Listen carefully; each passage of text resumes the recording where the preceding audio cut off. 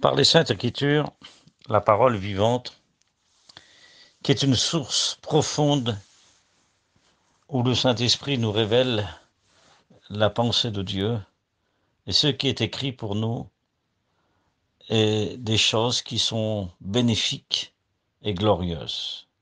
Nous ne pouvons pas les expliquer si nous ne les vivons pas.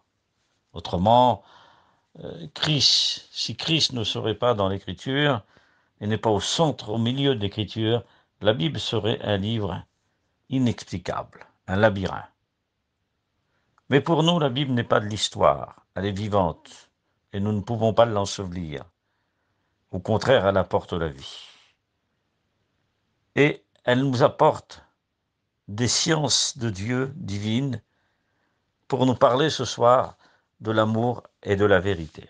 Voilà deux grands sujets qui sont un fleuve, une source, qui descendent des montagnes éternelles pour nous révéler dans nos sentiments, dans nos cœurs, par lesquels nous pouvons bâtir et construire pour le serviteur de Dieu, prêcher la parole et l'enseigner, et ne pas regarder les intérêts familiales, mais la vérité dans l'amour.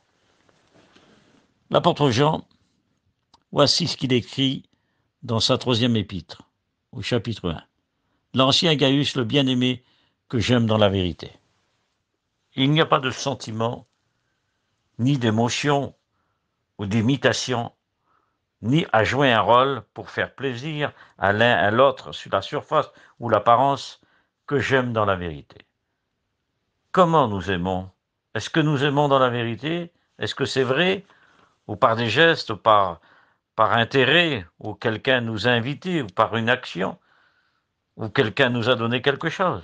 Est-ce que nous le faisons dans la vérité? L'amour dans la vérité bénit. Elle transmet de la clarté, de la pureté. Mais la vérité de la parole, elle est glorieuse. La vérité dans l'amour. Autrement dit, il n'y a pas de vérité.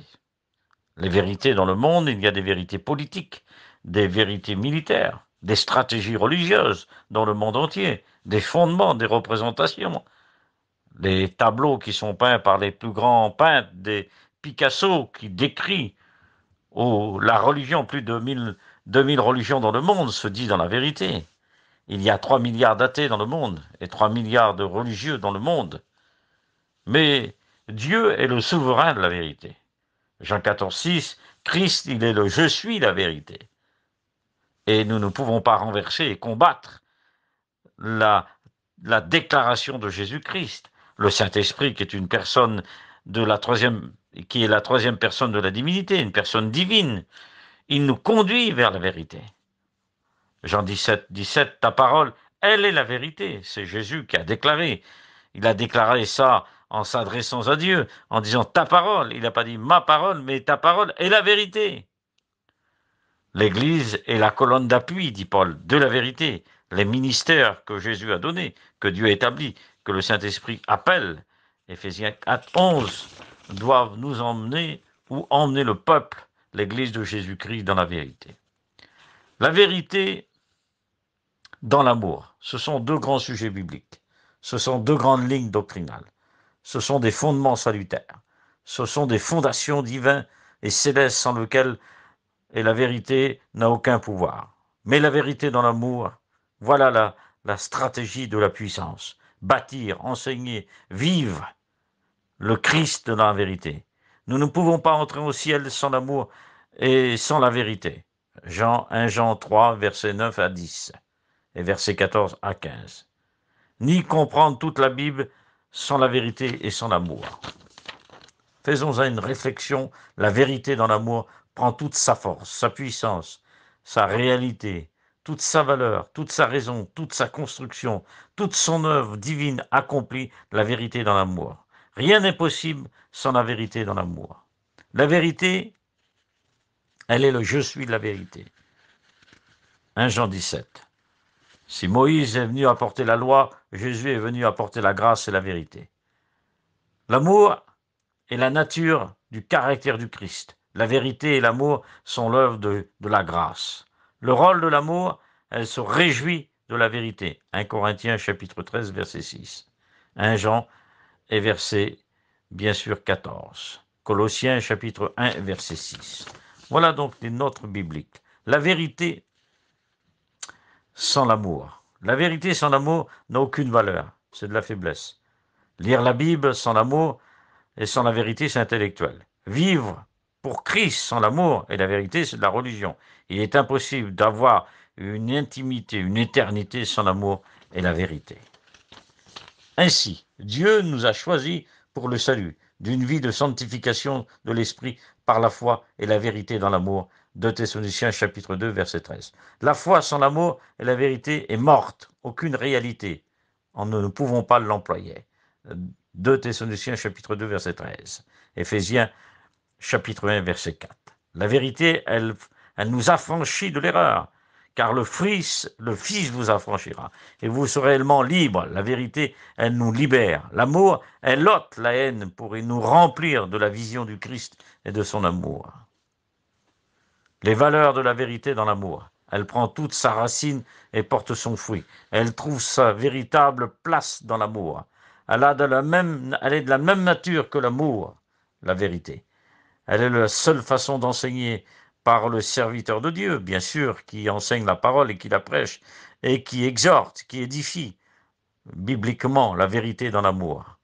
Oui, elle est la ligne de conclusion et de règles spirituelles, de conduite pour nous emmener à la chrétienté. Réflexion spirituelle. C'est une vie sans l'amour. Une vie sans l'amour, et la vérité est comme un arbre sans fruit. C'est comme une maison sans fondement.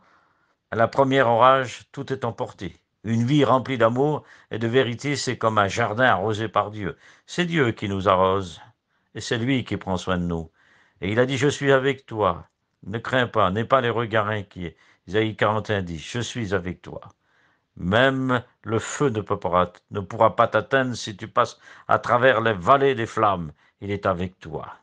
Oui, même les eaux ne pourront pas te submerger, parce qu'il est celui qui mène la nature et qui marche sur l'eau. Et notre Seigneur est avec nous.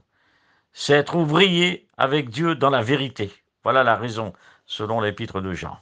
Un résumé de la doctrine de la vérité. La question de Ponce Pilate, procurateur de l'armée romaine, le pouvoir de relâcher et de crucifier. Il est là, quand Jésus est là, en face de lui, en face de lui, où il a dit, Chigomo, voici l'homme. Il a dit, qu'est-ce que la vérité? Il s'est lavé les mains. La vérité était à côté de lui, tout près de lui. Elle était vers lui. Il ne l'a pas découvert. Selon l'histoire, il est mort aliéné et transporté, bien sûr, en France, à Vienne, à côté de Lyon. Il est mort aliéné, alors que la vérité est là. La vérité est à côté de toi, mon ami. La vérité est devant toi, ma sœur. La vérité, elle est pour toi dans le foyer. Peut-être que vous êtes dans l'erreur et que vous avez besoin de la vérité. La vérité, elle veut faire tomber les écailles de tes yeux, comme l'apôtre Paul. Acte 9, verset 15. Les écailles de ses yeux tombent. Et c'est alors qu'il reçoit du Seigneur. Et oui, il dit, tu seras l'instrument que j'ai choisi. Il y a des plans de Dieu pour toi. Il y a des directions de Dieu. Laisse-toi persuader par la vérité. Jésus n'est pas venu pour nous mener dans l'erreur, il est venu nous apporter la connaissance de Dieu, car jamais homme n'a parlé comme cet homme. Il avait le langage qui surpasse toute la science, tous les philosophes, toutes les religions, tous les Grecs de l'époque. Aucun ne pouvait pas parler comme lui, ni les Césars, ni les Ponce Pilate ne parlaient pas comme lui, car il avait la voix de Dieu. Et lorsqu'il parlait, la terre était remuée. Oui, les pensées des hommes étaient changées. Il dévoilait les cœurs des hommes. Jamais homme n'a parlé comme cet homme. On était frappé de sa sainte doctrine.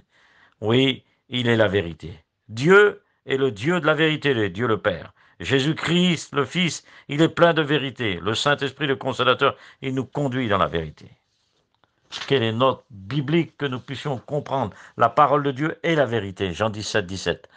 Les adorateurs doivent adorer en esprit, en vérité, et non pas avec des sentiments, non pas avec des lèvres, non pas paraphraser, non pas avec leur bouche, mais l'adorer en esprit, en vérité. Le servir se fait par la vérité, dans l'amour, se réjouir spirituellement dans la vérité. C'est par les uns et les autres que nous s'aimer dans la vérité. La vérité, elle est baignée dans l'amour. Elle est honorable. Philippiens 4, verset 8. Le juste, tout ce qui est pur, ce qui mérite l'approbation et la vertu, tout ce qui est digne et la louange, l'objet de nos louanges, de nos pensées, de nos vies.